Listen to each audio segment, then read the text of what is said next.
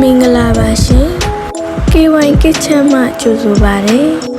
ဒီနေ့အိန္ဒိယစတိုင်ကြက်သားဟင်းချက်ကြမယ်ကြက်သားဟင်းချက်ရန်အတွက်လိုအပ်တဲ့ပစ္စည်းလေးတွေကြည့်လိုက်ရအောင်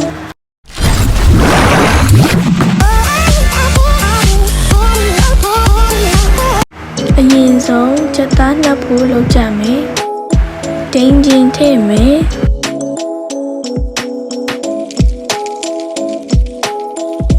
စနွေးမုတ်ထည့်မယ်ငရုတ်သီးအစိမ်းမုတ်ထည့်မယ်နည်းနည်းစီးမုတ်ထည့်မယ်ငရုတ်ကောင်းမုတ်ထည့်မယ်စားထည့်မယ်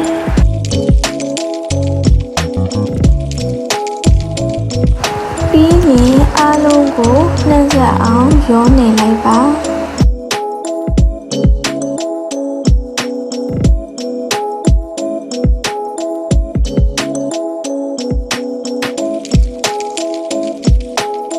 ပြီးရင်မိနစ်30ခန့်နှက်ထားပေးပါ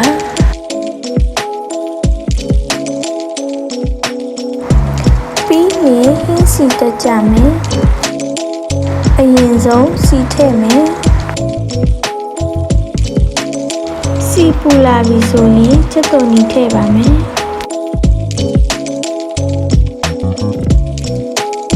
ချက်တုံကိုရွှေဝါရောင်တန်းသည့်အထိကြုံမယ်ဒီအနေထားလောက်ရောက်ပြီဆိုရင်ထောင်းသားတော့ချင်းနဲ့ချက်တုံဖြူကိုထည့်ပါမယ်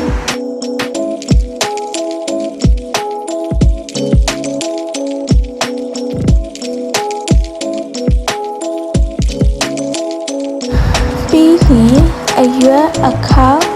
ဖာလာစီနဲ့လေးညှပ်ပွင့်လို့ထည့်ပါမယ်စနွေးမုတ်ထည့်မယ်ငရုတ်သီးအစိမ်းမုတ်ထည့်မယ်ဇီတာစီထည့်မယ်ပြီးရင်အားလုံးကိုနှံ့စပ်အောင်မှွေပေးပါ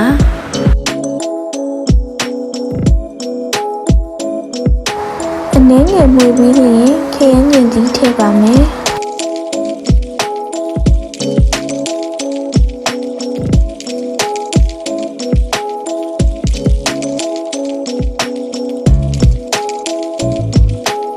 အစိမ်းနဲ့ပြောက်သည့်အထိမှွေပေးပါ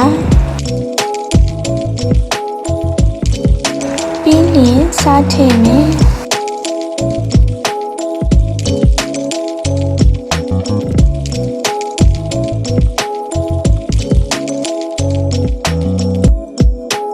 အစိမ်းနဲ့ပြောက်ပြီဆိုရင်နှက်ထားသောကြက်သားထည့်ပါမယ်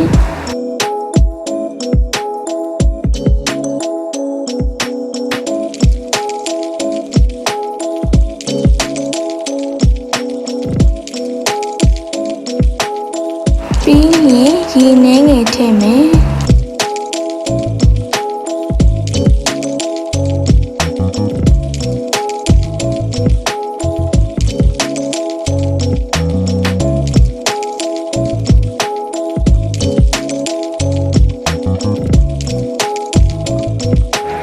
နည်းနည်းစီးမုတ်ထည့်မယ်မဆလာထည့်မယ်ငရုတ်သီးစိမ်းအနည်းငယ်ထည့်မယ်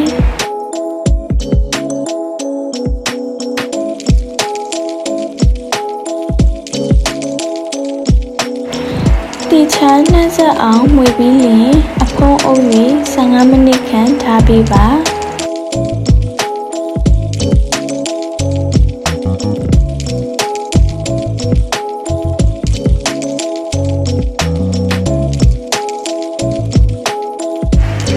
ကြက်သားချက်ပြီဆိုရင်နည်းနည်းမင်းထည့်ပါမယ်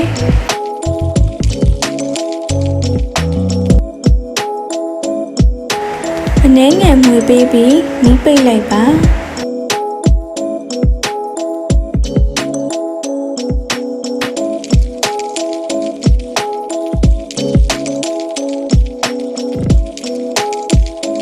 အခုဆိုရင်တော့အရသာရှိတဲ့ Indian style ကြက်သားဟင်းလေးကိုစားသုံးနိုင်ပါပြီရှင်